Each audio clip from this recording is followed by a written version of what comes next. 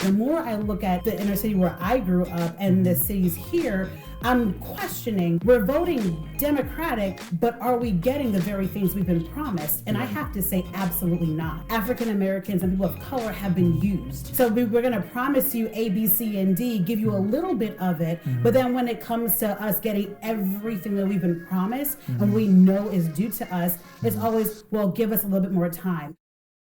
Welcome to Reaching Out. I'm your host, Zack Carter. Please join me as I speak with a diverse group of people to find out their thoughts on religion, politics, and culture. Well, thank you everyone for joining us today at Reaching Out with Zack Carter. This week, we are featuring the splendiferous Shion Fenty. I just found out recently that splendiferous is actually a word, so I thought I'd made that up. So It is a word. That's a fun fact for those of you that didn't know. Obviously, Shion already knew. How are you doing? How's everything going? I'm doing awesome. Yeah. Today's been amazing. I think it's really important in this season right now to be grateful for everything that we have. Yeah. So I'm just grateful for life. I'm grateful for my job. I'm grateful for my friends, my family, the communities, and the opportunities that are laying out before me. So today is a great day. That's good. That's good to hear. Well, Shion, we've known each other for years, and I'm pumped to interview you. Have I ever told you what your name is in my phone? Have I shown you? No, it's still to this day is Shaizi. So that's to this day, whenever I get the text for you, we've organized this meeting. It's always Shaizi. So I just felt like that's fun to start off. I don't know why I put that in the initial time, but I never changed it. So that's what you're in my phone as forever. Thank you. For the audience who may not know who you are, tell us a little about yourself. Yeah, so my name is Shion, which is awesome because it means to have divine strength. And so my family knew what they were doing when they named me. Yeah. And so I was born in Brooklyn, New York. My parents were immigrants here from Guyana, South America. And 2 months later, pop, there I came. And so we grew up in Brooklyn, of Flatbush Avenue. So anyone that's familiar with New York, you know Flatbush is long and it's huge, but you're familiar with it. When I was 8 years old, my parents got divorced and we moved to Virginia because my uncle was already here. And so from then on, I was basically raised by a single parent. There was 7 of us.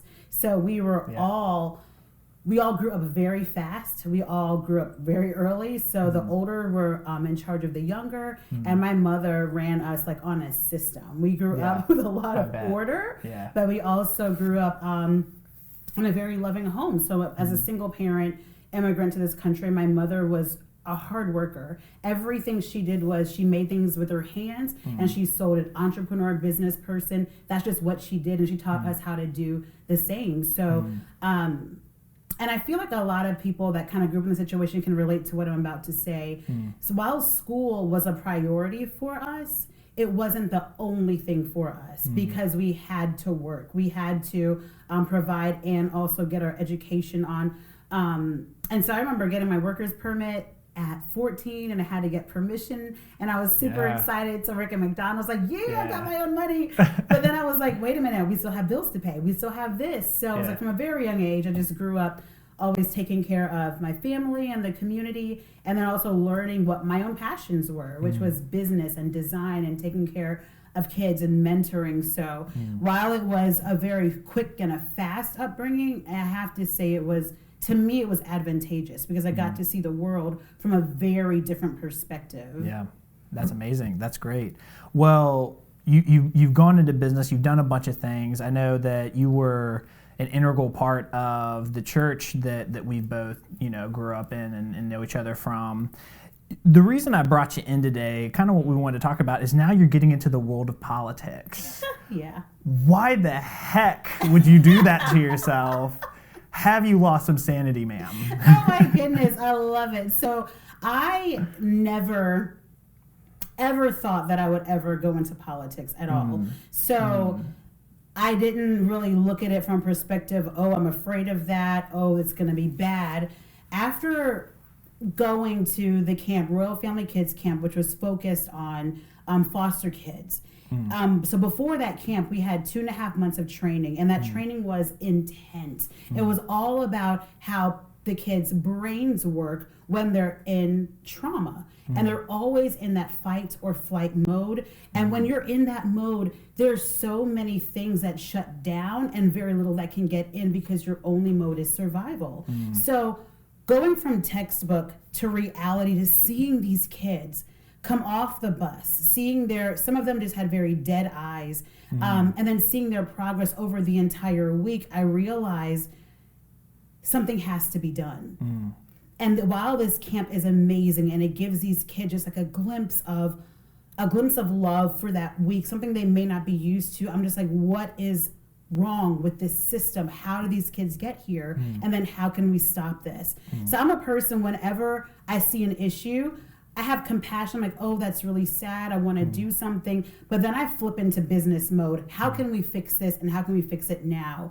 So I began to look into different after-school programs and volunteering more with these kids and seeing what can be done in the educational system. And I'm just knocking on all these different doors, trying to get in, trying to help. And things were just shutting in my face. And so I started to just focus on, like, what can be done? How can I make a difference now? And then, of course, I start looking into schools and education, what's happening in this city, what's happening with businesses, what's happening, like, what is going on? So I feel like after a while of focusing on the issues and seeing what the problems are and realizing this is going to take a huge army to fix this, I was presented with the opportunity from a friend, and at first I rejected it. I was like, I'm not running for anything. You need to do it. I was like, that's crazy. But the more I thought about it, I realized how much good could be done out of this. So I literally had to strip my mindset of every foregone thought,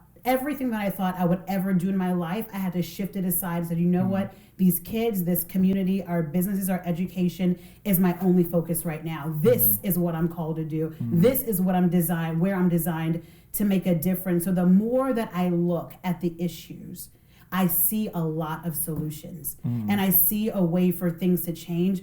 And as I'm looking at it, I'm just like, there's no way I cannot get in this race. There's no way I can now ignore the facts that are staring at me. So I had to get in the race. I had to say something. I have to stand up for something. And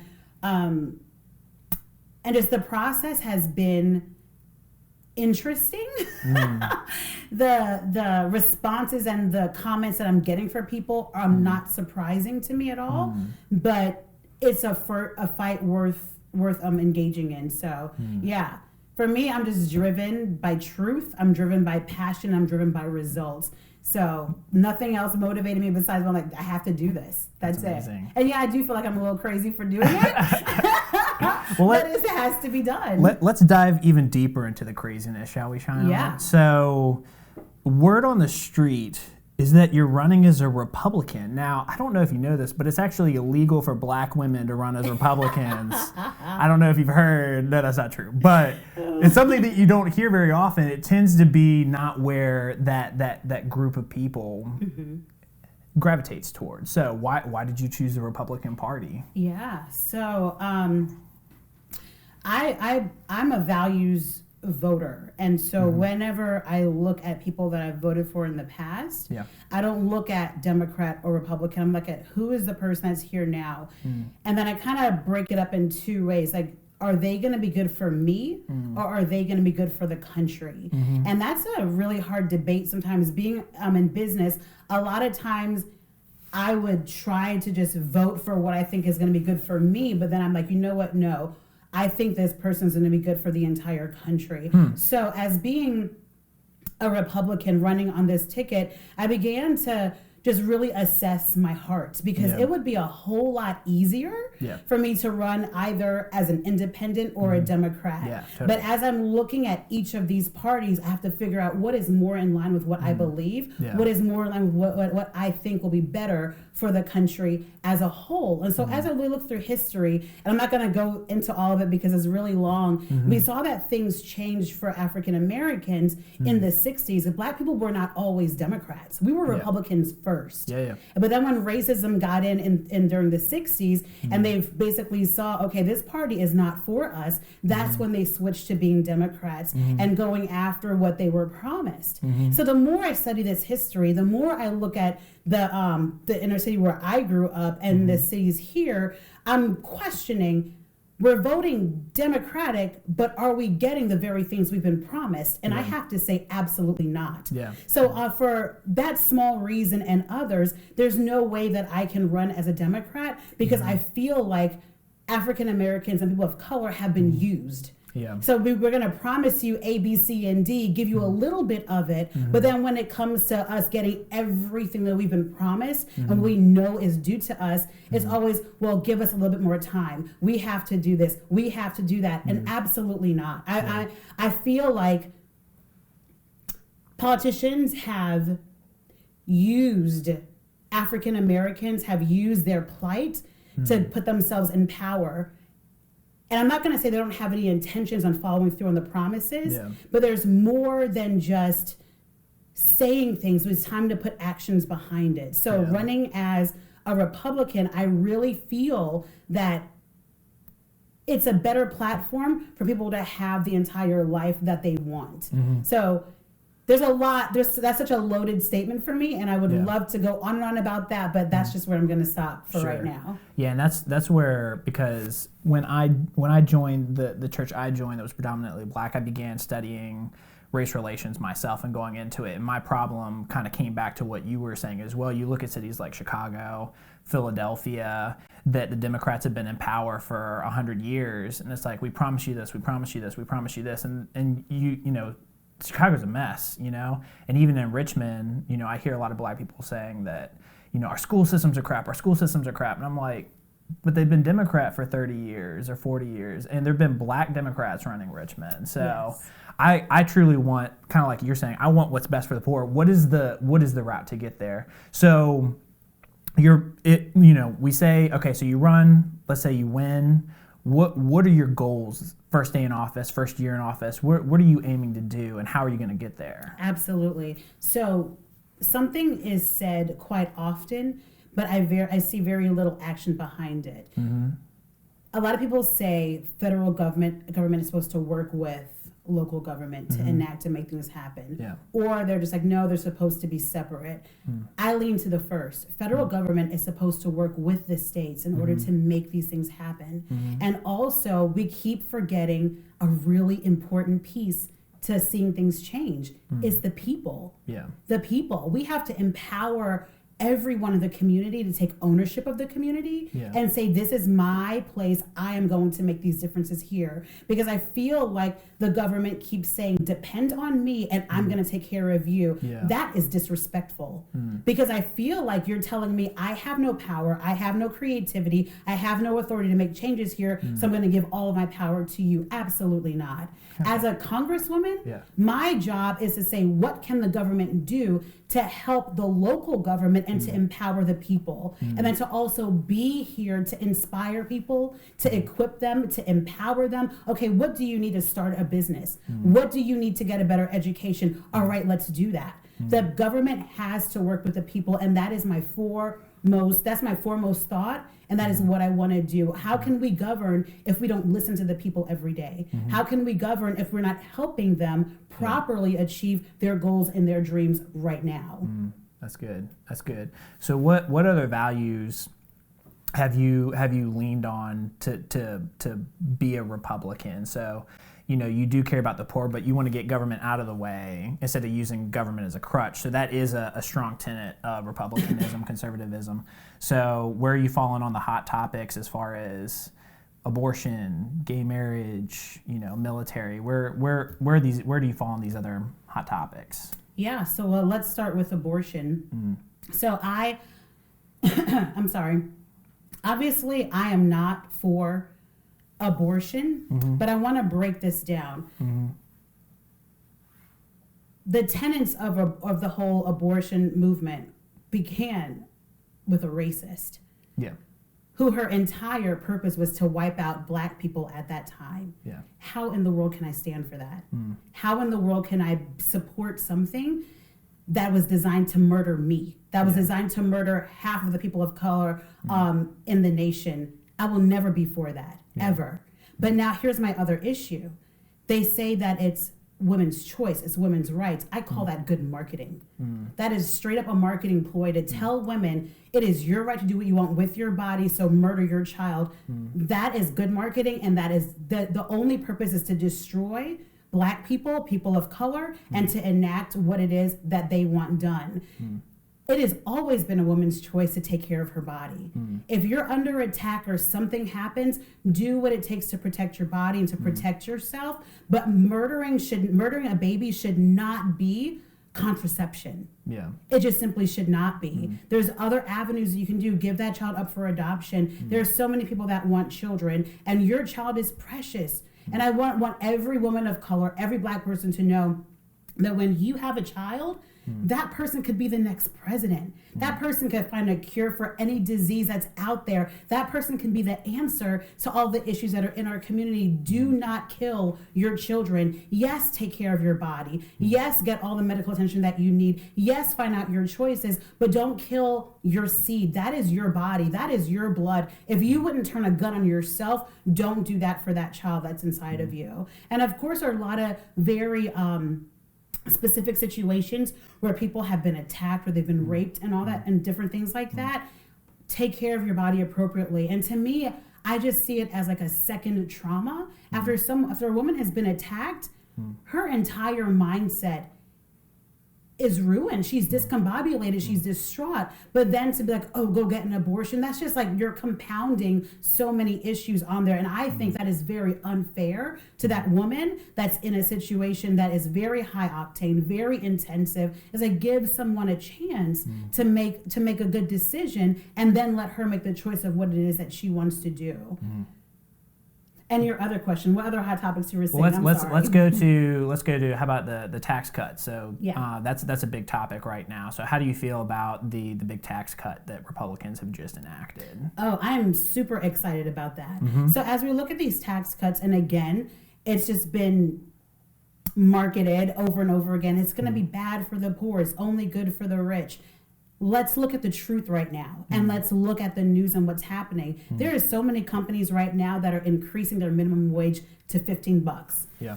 $1,000 like per person, like bonuses are being given away. The tax cuts are doing exactly what it is supposed to do. And that's the only, I'm not gonna lie, but that's the only reason why I voted for Trump, because he's a business person and we need money in our economy in order for things to grow. So to me, I feel the tax cuts are a win-win, especially for parents who get double the earned income credit. They're getting that back. And even for businesses that are able to now start making profits and hire people and begin to remove things out of the way. I think the tax cuts are a win-win for families. It's a win-win for businesses. And when businesses are able to give money back into their employees, their lives are better, their productivity is better, they're going to be able to hire more people and increase their bottom line. Tell me how that's bad. That adds jobs. The inner cities need jobs. People need to work. Hello, that's a good thing. So some people would argue that it's going to increase the national debt. So we're paying into the national debt. They're using the corporate tax rate to kind of help, reduce the overall debt that we're in. So how do you feel? Do you think that because they made these tax cuts, do you think that they're going to have to start taking down welfare programs or Social Security? Like, how do we begin to continue to pay for the overall debt? Because that's the big problem that I know a lot of people have been talking about. Yeah, definitely. I don't think that they're going to have to cut those programs. Number one, when you're pumping more money into the system, you can increase your GDP. More productivity happens, more money is in there, they can recuperate that. And also, to be a bit radical, we need to start cutting some government entities that are just unnecessary. For instance, we're putting money into places and funding things that are just not necessary. A really keen eye needs to look in that direction and to start cutting things that are unnecessary right now. So that's just for a very, I guess, skimming off the top kind of response there, but there are lots of areas where the government needs to pare back in order to pay down that debt. And there's a lot of areas, I guess, bills that also need to be called in from other countries, or we're defending other people for free or doing other things that we should be getting paid for, or other we've lent to a lot of people that are not lending back to us. We got to start calling in those things as well too. Okay, very interesting. And let's do one more. What's another hot topic? So we got, how about prison reform? That's a good one, OJ. Absolutely. Where are you on prison reform? Yes, that's a thank great you. question. That's really good. So, this riles me up. This riles me up. Okay. So when it comes to criminal justice reform, again, I'm a person of action. We got to stop talking about it and start doing it. It is inappropriate for two people, let's say one's white, one's black, to be in front of a judge and have the same exact charges. And because one person had a better lawyer or had more money, their charges were either reduced or thrown out, and the other person goes to jail for a lot longer than the other person does. That's not justice at all. Things have to change now. And people have also got to see that, looking behind the scenes, why are judges making these decisions? We have to start asking those kind of questions too. Why is it that a person of color stands in front of a judge and they know automatically, oh, I'm going to jail, I have no justice? Why do they have that feeling? Why are they have court-appointed lawyers that may not be up to par on this? Why are they given people that really can't defend them? And if someone doesn't have the money to defend themselves, there's things in the law that provides for all of that. So to me, criminal justice reform needs to happen in the inner cities. It needs to happen for people of color. It needs to happen for the poor. It needs to happen, period, because it is not right for two people to sit there and be accused of the same crime, but one gets off because they have more money or because they're white or because they're more affluent. That's injustice all the way across the board. That's good. Okay, cool. So I've heard some less than flattering words used by black people about other black people who vote Republican slash run for Republican. I've heard, I was in a group that was talking about Ben Carson. One person in the group, this was all black people, and I was the token. And they said, I don't think Ben Carson cares about black people. And in my mind, I was like, really though? Like, this dude has done a lot for black people. So what are you going to do to try and draw in the minority vote? Because it's a tough roadblock as far as black people not trusting Republicans in general. Yeah. So I first of all feel like their position is very valid. It's very, very valid. Whenever a person of color sees another black person running as a Republican, they automatically think, oh, they buy into all of that. Now let's remember, we've got to go back into history. And this is what I love talking about this, and I love talking to people about this, because their feelings, their emotions are extremely valid.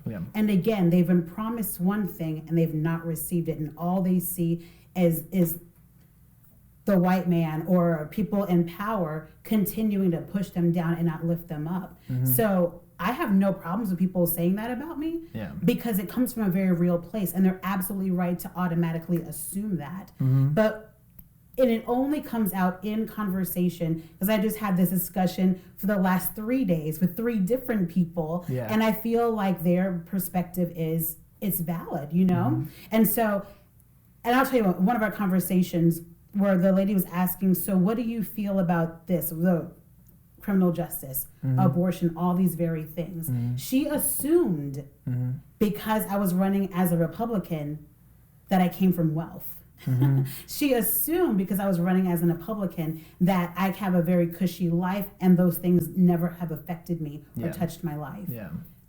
But newsflash, as an African American, it doesn't matter what side of the road you're on, we have all been affected by these things. And I think that it shocked her to realize that I come from extremely humble beginnings. We grew up on public assistance. People were always giving to us, and family members and friends have been incarcerated unjustly. I think she was amazed that, hello, I'm living the very thing you are fighting for. And at the end of every conversation, we are always on a common ground. And they realize, oh, okay, she's not a token. Like, she's really about her business. And that's what I want people to know about me. Don't look at that R beside my name. Look at who I am as a person. Yeah. And look at how my life has been, and know that we are not that different. We are not. So, and to me, like I said, it's okay that people say that. I'm not offended by that because it comes from a real place, but it's time to pull down the political masks that we all put on and to begin to see real people. That's good. That's good. So what are some differences between the beliefs that you have and the beliefs of your opponent that you're running against? What are the main differences? I'm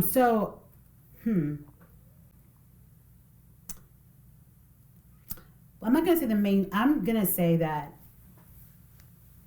just looking at his history, and all I'm looking at, because I don't know him personally, all I know is just what I've seen that he's voted for while he was in the Senate and things that he's done as being a congressman as well too. I feel like he stays on the safe side. He speaks what people want him to speak. He says the things that are going to keep him the most popular. He's going to side with the rhetoric of the party. But what separates us is that I'm a doer. Where there's real issues, we're going to solve it. I'm not going to join the conversation that's going to continuously put us in a tailspin of failure. I'm going to enact a conversation that's going to cause us to change. And so I feel like he's also extremely broad. He's extremely broad where he is like open to everything, and everything is okay and everything is going to be awesome. Just keep me in this office. And those are all lies. And how can you be effective if you are so broad to everyone that's out there? I feel like number one, I will always be fair to everyone that's in front of me. Everyone's point of view is important. Everyone's perspective means something. But we all have core beliefs that we are all going to stand behind. And that's what I want to find. That's what I want to know. What is that makes us common? How can we all be represented? How can we all have justice? And how can we all produce change? That's what separates me from him. Okay. And where do you see that you guys have some beliefs that are similar? I feel that any person that runs for public office at the core has a desire to help people in some way or way, shape, or form. And I feel like he wants to help people, that he wants to do something for his community. And him being a lawyer, being a senator, being a congressperson, there are people that look up to him, and they should, because he's achieved a lot, which is really, for a man of color, have this military background, his education, his law degree, he's achieved a lot. And people should respect him for those things. And so I feel like at the core, he wants to help people. And I feel like that's where we're very similar in that respect. Okay. And so when people look at you and you say, hey, I'm a doer, I'm gonna get these things done, you at the moment, as far as I understand, you haven't had a lot of experience in government work. Correct me if I'm wrong. So how are you going to be able to kind of hit the ground running with less experience than your opponent? Definitely. So my opponent also is in his first term being a congressman. And when you're there, nothing we do that matters, we do alone. Everything we do is with a team. I have a strong team around me that educates me continuously every single day about policy, how things work. I have friends that are also seasoned congressmen and women that are educating me every day on how things work. And what I'm learning and realizing is the motivation behind every law is how will this benefit people. So the one thing that I am amazing at is people. I've been serving people for my entire life and organizing people, getting people together to make things happen. So when it comes to where I may be inexperienced as far as policy may be concerned, I'm becoming an expert every single day. And when it comes to motivating people for growth in the community, we have to motivate the people for them to be able to take ownership to do something. Exactly what I'm doing, I'm taking ownership of an issue that I saw. And I'm doing something about it. And I want to encourage everyone to do the same. Okay, that's great. what's your sales pitch to voters who are independent that haven't decided yet on which way they're going to go? What's Yeah, kind of definitely. your sales pitch? So, well, I'm going to put it this way. So I'm running in a heavily Democratic area. So people that are Democrats and people that are also independent as well too. The pitch is the same. Well, number one, I'm going to back up, make a statement, and then say what I'm going to say. Okay, go for it. So this entire district is a brand new district. It's 2 years old. And as we look at where the lines have been changed, it really was created for a Democrat to be moved in. So I began to think about that. Why were the lines changed? What was going on? They're saying before it was heavily gerrymandered for a Republican. So then I think about it. Well, why swing it the other direction? Why not divvy it up so that it's equal, so that everyone has a fair chance? So those are my thoughts. But then I began to think about it. And I'm just like, why in the world would these lines be drawn so a Democrat can get in?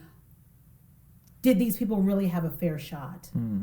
Were they really offered good opportunities to make a decision, or were they just used so someone else can have a job? Those are my questions. And so as I'm talking to people, Democrats and independents, I'm posing these questions because I want people to begin to think. And then to also realize that your thoughts and your ideas, they matter.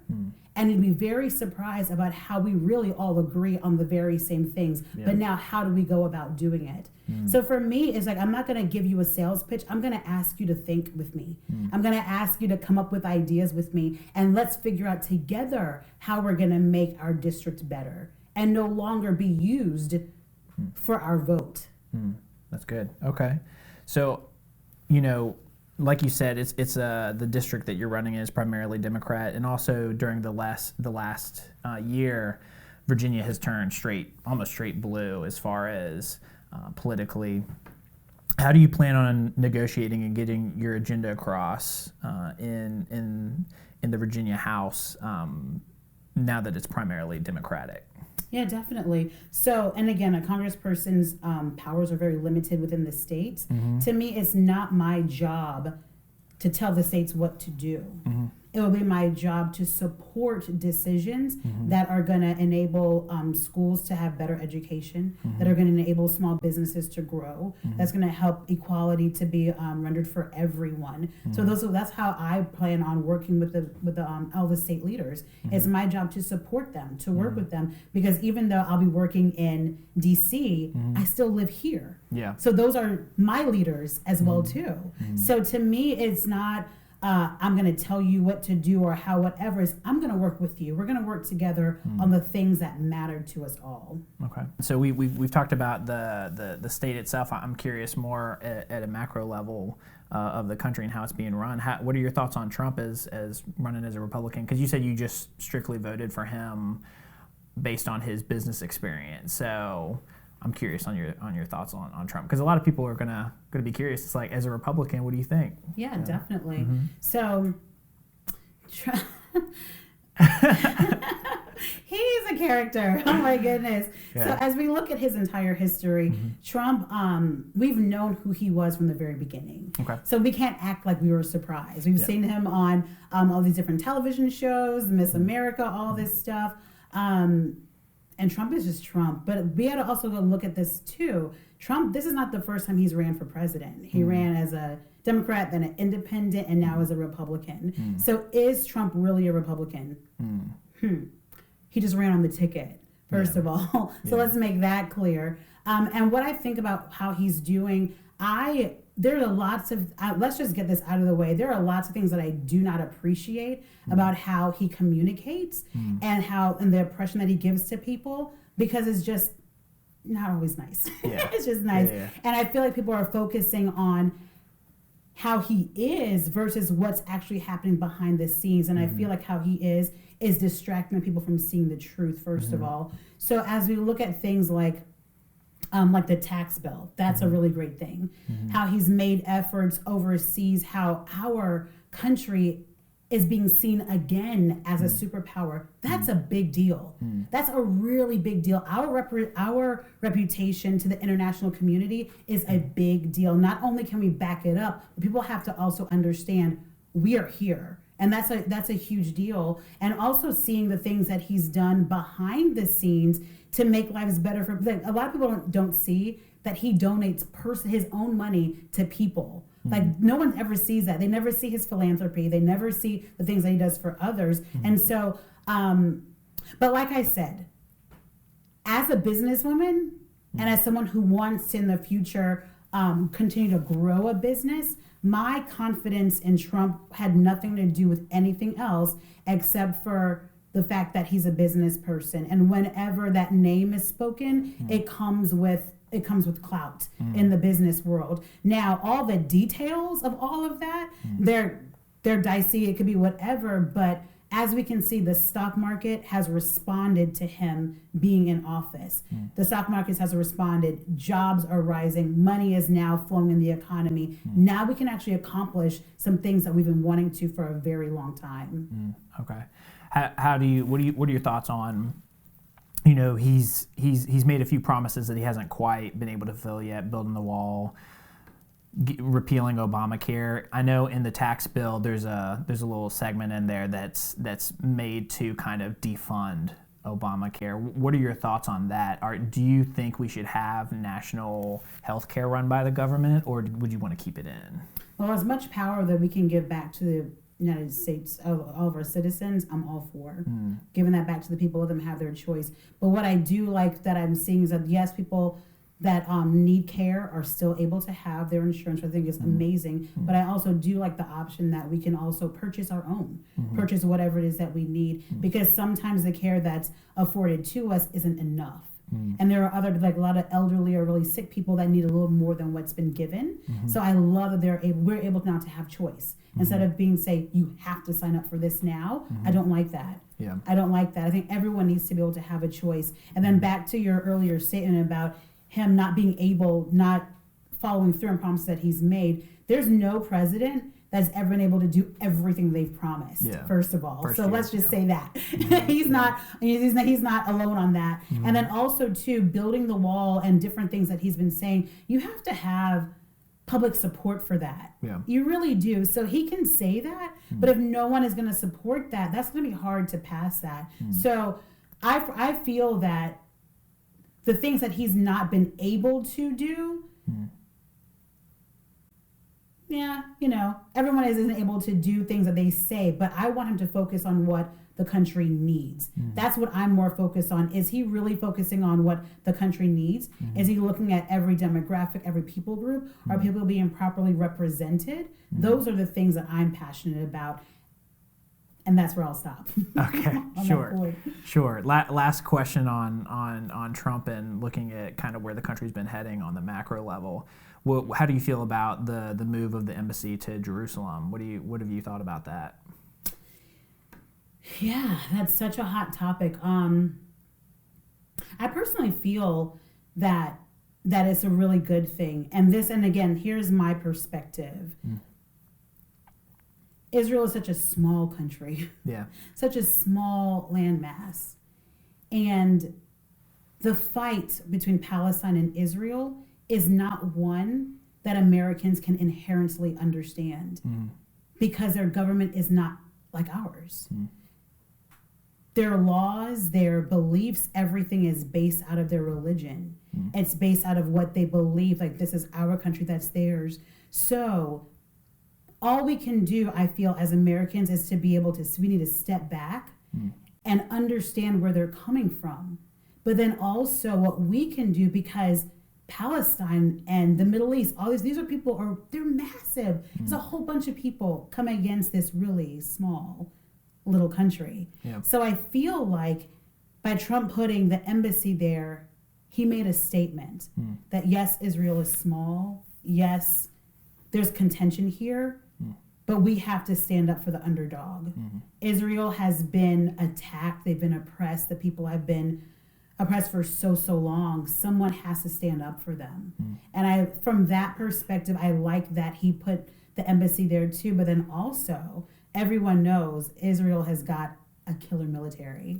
So I'm all about, let's make allies with people that are really strong and that are really smart. So to me, and from a military perspective, I think that was a very smart move. Okay, very cool.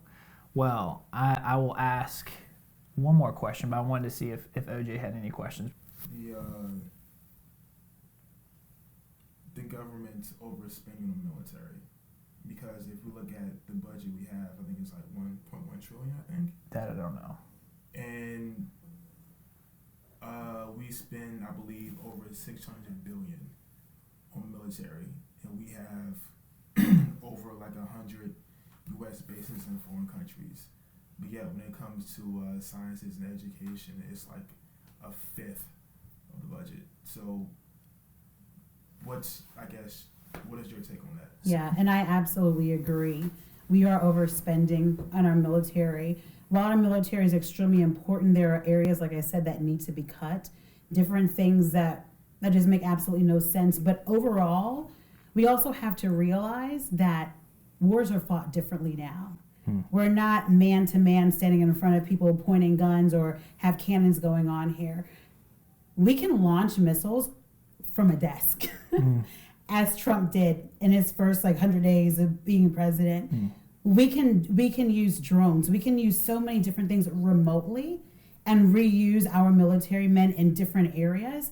Wars are being fought very differently now, and the quicker we realize that, and the quicker that we move our training into that direction, we can begin to cut military spending probably in half, or at least take off 25% of that, so we can put money back into other areas. And Trump is looking for money for infrastructure. Why don't we start right there? Yeah. Why don't we start retraining the military and looking about how things are changing? Because and 9/11, people want to 9/11 really changed the game. It really changed the game. And then all of this drama with China as well too, North Korea, that things have changed. We're not putting men on the ground anymore. If someone can attack our country from across the ocean, we have to understand that the landscape is completely different, and we've got to put our education, our ingenuity, our creativity in a very different direction. That's great. Cool. Well, before we finish up and we head to the bonus interview section, I just want to ask if people have questions for you, if people want to help, or if people want to argue with you, whatever it is, where can they find you? Where can they begin contacting you? Definitely. So I've already had so many questions that are flooding in from FentyForCongress.com. Go on there. There's questions there if you want to sign up to volunteer and help. How do you spell Fenty? Fenty, just like Rihanna. That's like her name. Yeah, Fenty, Fenty. Her last name's Fenty? Oh, I didn't know that. All right, so Fenty, is it the number 4, or is it FOR? It's FentyFor Congress. Okay, cool. Yes, cool. FentyForCongress.com. Yeah. So you can go on there to sign up. And to volunteer. This is going to be an electrifying campaign, so you guys are going to want to get in on the ground level. Go to my Facebook page, Fenty for Congress, as well too on Facebook, and the same thing on Twitter and Instagram as well too. And so people love to throw jabs, ask me questions on through there, and I love it. I love the interaction because that means people care. Yeah. They really do care, and I love being able to speak to anyone that's willing to reach out to me.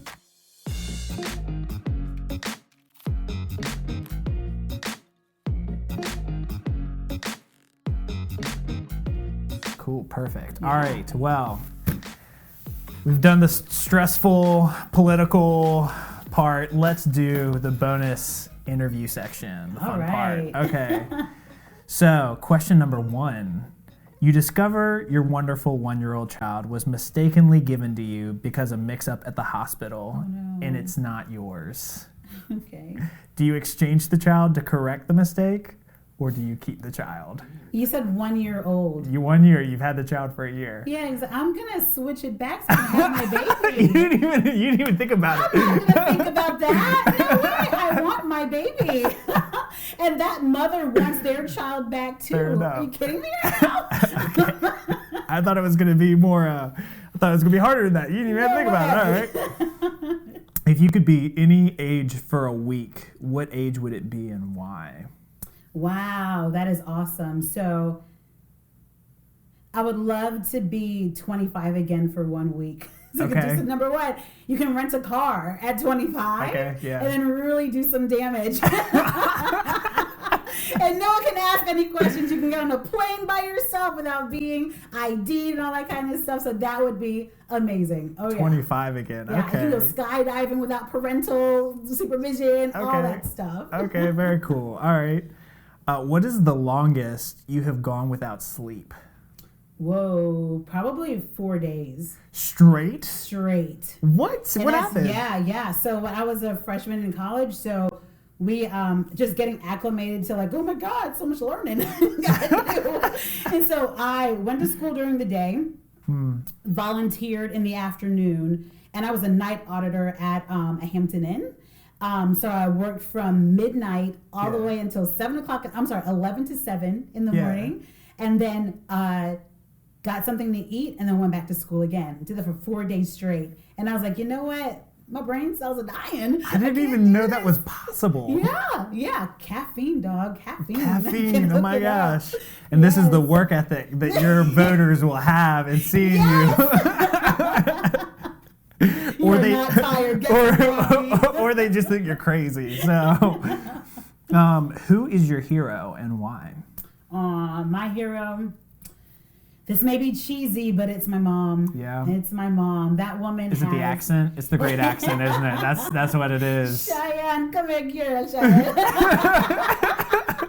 That Guyanese accent. My mom has I call her Grace on crack. Grace on crack. Grace on crack. She has been through so much stuff. So much. Just relationally in the family, other people looking at her a different way, and just even within, we have there's 7 of us, so we are all strong personalities, and so whenever, and being a single mom, you're everything, so if my little sister has an attitude and it's all in her face, she's just like, okay, hon, all right, so how do you feel about that? Okay, that's great. So take a minute to chill.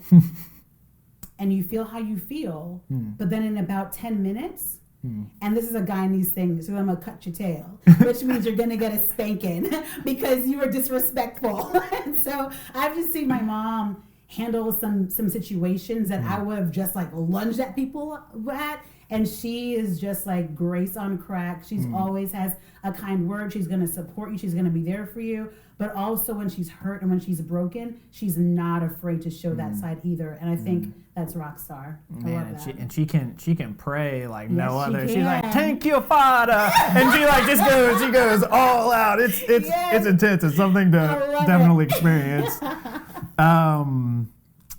So something similar to us, and I didn't really have an appreciation for till I went and became a part of the Life Church, was being a minority in a culture that's different than yours. And I didn't really because you were just always right. You were just Shion, and we just had you around, and it was fun, and we just saw you Shion or whatever. But I didn't appreciate being a minority within a different congregation. So my question for you is, has there ever been a situation where something has been too white for you to participate in? You're just like, I can't. I'm sorry, I can't do it. Am I allowed to say this? So let's break. We won't down. tell anybody that what you're about to say. So let's. Yes, we will. Keep it running. It's so funny. So, not only number 1, am I an African American. Number 2, I'm also a Guyanese American in a predominantly white community as well too. So not only do certain situations present to be a little confusing for me, being a black person, but then also being a Guyanese person, it's just what is going on in this situation right now? So I'll share with you something. I'm not going to name names. Don't name names. I'm going to be so situation. Vague. so it's not to offend people, but so when it comes to music, dancing, and food, I don't understand what's going on. Okay. I'm just like, where is the rhythm? And I'm just like, Americans got on boats. We went to the West Indies to bring back spices, but we don't season our food. What's going on? And I'm just like, whoa. What is this? Y'all don't cook right? So I'm a little confused in these situations. The music, the food, and the music is just I love music all the way around, but I cannot get behind country. I'm sorry. Okay. I can't get behind this heavy metal, screamo stuff. I'm like, what are you saying? Yeah. You feel angry to me right now? Yeah. And so You need to go back, or we're gonna have to cut your tail. Is what's about to happen if you don't calm it down. Exactly. So I'm a little confused about these things. Okay. So yeah. Those That's all are I'm the gonna say things. about How do you feel about dogs sleeping in the bed with you? Oh no. You let him lick your mouth, or the audience can't see. She gave me a look. A look was given. A look was given. See, here's the thing. So in Guyana, animals are for outside. They do Okay. not come into your house. Okay. And so in New York, we're in the city, we didn't have animals. Yeah. So my youngest sister, Andrea, jacked us up. She Okay. is an animal person. She knows every species of everything about every animal and how to take care of them.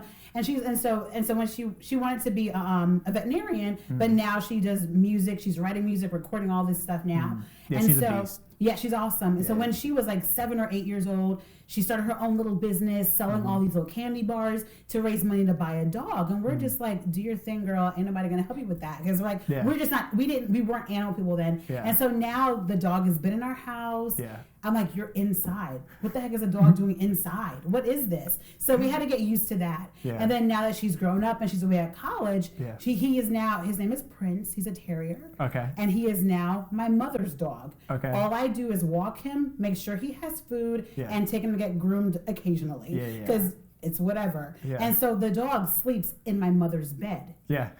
And I am shocked. I was like, Mom, this is not how we grew up. Black card, please. Yes, like, what is going on here? Yeah. But I shut my door. That dog is not in my bed. He does not come in my room. You belong in your dog bed that Andrea made for you. Yeah. I'm telling you, these little kids, man, they get you sometimes. They get you. That's amazing. Yeah. That's amazing.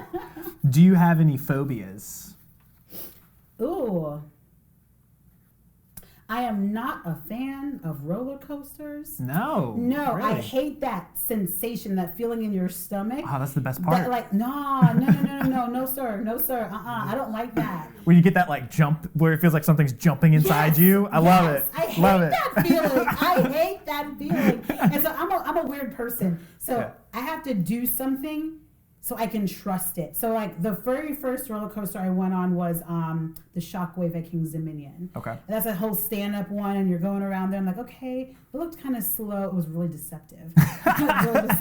So I'm getting on there, and it's going, and I'm like, okay, I can do this. Yeah. And then it does this drop, and then this thing that goes up, and I was like, oh my God, I'm gonna die. So when I get off, I was just like, okay, I'm so done. That's it. Like, let's go like on the luge or the little apple thingy or whatever. I don't even care. Like the teacups that spin around. They're really slow. Yeah, exactly. So now every time I go back to any theme park, that is the only ride I will get on because I've done it before. Okay. I know what to expect, but I hate that thing. And also, like, I don't mind heights, but when you start getting like 20, 30 feet up in the air, I'm done. I'm done. I'm going to turn around and bury my face in my hands.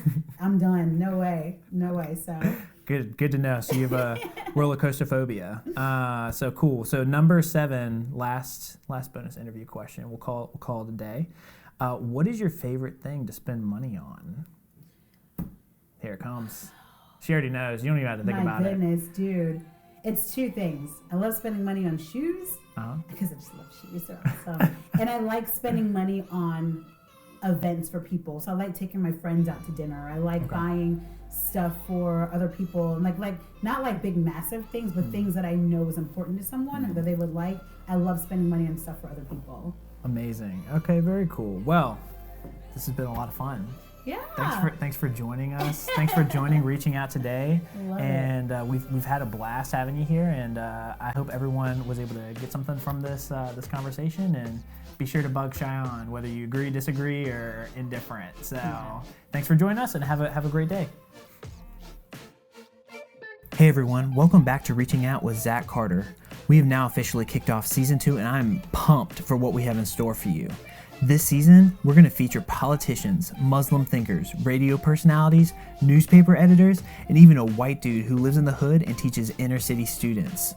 For you to be able to catch all our upcoming guests, head on over to our Facebook page by typing in Reaching Out in the Facebook search bar. You can also find us on YouTube now, along with iTunes, Stitcher, and Google Play. We have remixed and mastered all Season 1 episodes, so now is the time to listen to any episodes you might have missed. Well, thanks again for listening, and I look forward to continuing to provide you all with a platform to hear diverse ideas on religion, politics, and culture. Thanks for listening to Reaching Out with Zack Carter.